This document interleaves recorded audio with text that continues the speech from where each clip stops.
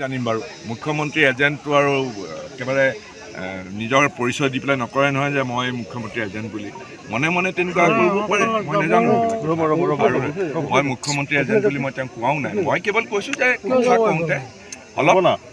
ভাবি চিন্তি ক'ব লাগে যাতে এই কথাৰ পৰিণাম যাতে সকলোৰে কাৰণে মংগলদায়ক হয়। মোৰ মনত পৰে যেতিয়া আমাৰ সংখ্যালঘু সম্প্ৰদায়ৰ লোকসকলক যেতিয়া বৰ অন্যায়ভাৱে এই হিমন্ত বিশ্ব শৰ্মাৰ চৰকাৰে উচ্ছেদ কৰিছিলে তেওঁ আমছুৰ সভাপতি আছিলে কিন্তু তেওঁতো নিতাল মাৰি আছিলে যিখিনি উচ্ছেদিত লোক যিখিনি নিষ্পেষিত লোক যিখিনি লোকৰ ওপৰত অতি অন্যায়ভাৱে এই হিমন্ত বিশ্ব শৰ্মাই এনেকৈ একেবাৰে জঁপিয়াই পৰিছিলে তেওঁলোকক গৃহহীন কৰিছিলে তেওঁলোকৰ সীমাহীন দুখ বেদনা এইবিলাক দেখিওতো তেওঁ এটা সংখ্যালঘু ছাত্ৰ সন্থা বুলি কয় কিন্তু তেওঁ বোলে মই শুনিছোঁ বোলে তেওঁ মুখ্যমন্ত্ৰীৰ ঘৰত বহি আছিলে মই নাজানো এইবিলাক শুনিছোঁহে কিন্তু তেওঁতো নিতাল মাৰিছিলে আমছুৱেতো আন্দোলন কৰা নাই নিজৰ মানুহখিনি আমি যেনেকৈ প্ৰতিবাদ কৰিছিলোঁ এই অন্যায়ৰ বিৰুদ্ধে সেইবিলাকতো তেওঁ কৰা নাই গতিকে সেইটো কথাই স্পষ্ট কৰি দিয়ে কোন কাৰ এজেণ্ট আপুনি তেখেত 3 দিন মাত্ৰ সন্মিলনত আছিলে তথাপিও আপোনালোকক পৰিচয় দাঙি ধৰিছে কি ক'ব সেই বিষয়টো আছেই আৰু এতিয়া আপোনাক তেনেকুৱা ধৰণৰ ফৰ্মুঠিটো মাৰেই আৰু আঙুৰবিলাক টেঙা বুলি কৈ পেলাইতো বহুতে তেনেকৈ কয়েই কথাবিলাক এইবিলাক আমি সদায়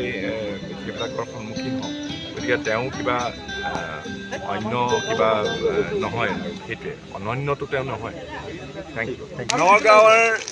এক ঐতিহাসিক ঘৰ এই ঘৰটো পণ্ডিত কনক শৰ্মাৰ নেতৃত্বত 1923 চনত এই ঘৰটো সজা হৈছিলে আৰু নগাঁৱৰ এটা হেৰিটেজ বিল্ডিং এই বাকৰিত আজি আমাৰ কংগ্ৰেছ পৰিয়ালৰ সদস্যসকলে অভ্যাগতসকলৰ উপস্থিতিত আমি পুৱাই এই সংক্ৰান্তিৰ দিনাখন এই ভোগালীৰ দিনাখন আমি দিনজোৰা ভোগালী উৎসৱ পাতিছোঁ আৰু পুৱাই আমি এই নগাঁও কংগ্ৰেছ ভৱনৰ বাকৰিত এয়া আমাৰ মেজি আৰু ভেলাঘৰ আমি দাহ কৰিছোঁ কাৰণ আমাৰ যিটো পৰম্পৰা সমাজৰ ভোগালীৰ দিনাখন পুৱাই সংক্ৰান্তিৰ দিনাখন পুৱাই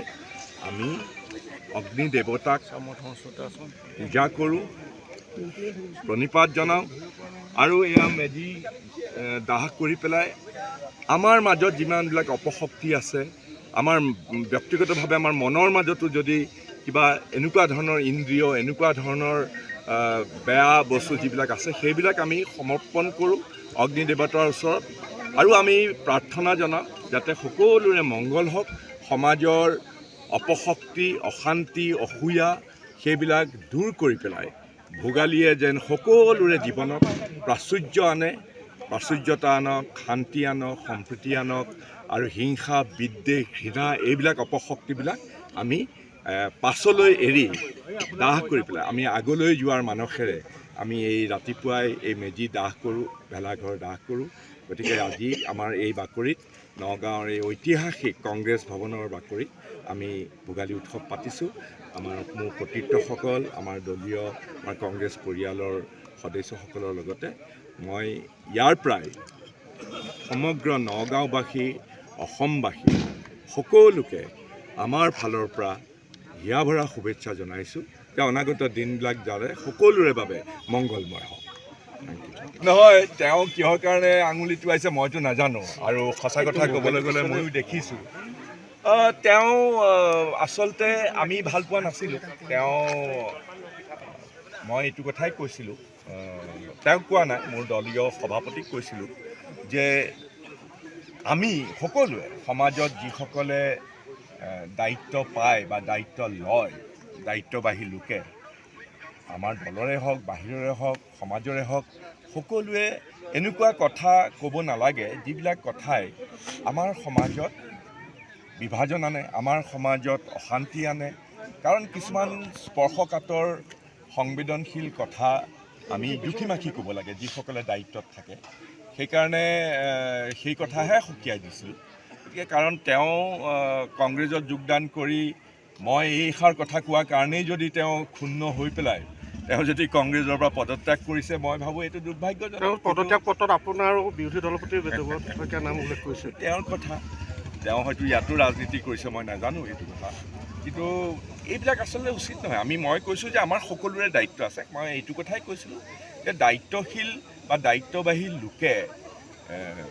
অলপ জুখি মাখি কথা ক'ব লাগে, অলপ ভাবি গুণি কথা ক'ব লাগে। কাৰণ এনেকুৱা ধৰণৰ কথা ক'ব নালাগে যিবিলাক কথাই আমাৰ মাজত ভুল বুজাবুজিৰ সৃষ্টি কৰে, আমাৰ মাজত বিষণ্ণতা আনে, আমাৰ মাজত বিভাজন আনে, সেইবিলাক কথা ক'ব নালাগে। মই এইখিনি কথাই কৈছিলোঁ। তেওঁ দল ত্যাগে প্ৰভাৱ পেলাব নেকি? মুঠেই নেপেলাই, কি মুঠে দল ত্যাগ কৰিলে, দল ত্যাগ কৰিলে কিহৰ প্ৰভাৱ পেলাব? তেওঁ কৈছে জাতিতকৈ কংগ্ৰেছ ডাঙৰ নহয় বুলি কৈছে।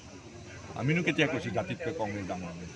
কংগ্ৰেছে জাতিটোক শক্তিশালী কৰিবৰ কাৰণে সেই তেতিয়াৰ পৰা তেওঁ চাগে পাহৰি যায়, অসমৰ ইতিহাস নাজানে। গোপীনাথ বৰদলৈ গোপীনাথ বৰদলৈ কেনেকৈ অসমীয়াৰ অস্তিত্ব, অসমৰ জাতিটোক, অসমখনক ধৰি ৰাখিবৰ কাৰণে কেনেধৰণে যুদ্ধ কৰিছিলে, কেনেধৰণেৰে গ্ৰুপিঙৰ প্ৰস্তাৱৰ পৰা অসমখনক নিজস্ব পৰিচয়, নিজস্ব যিটো আমাৰ সত্তা,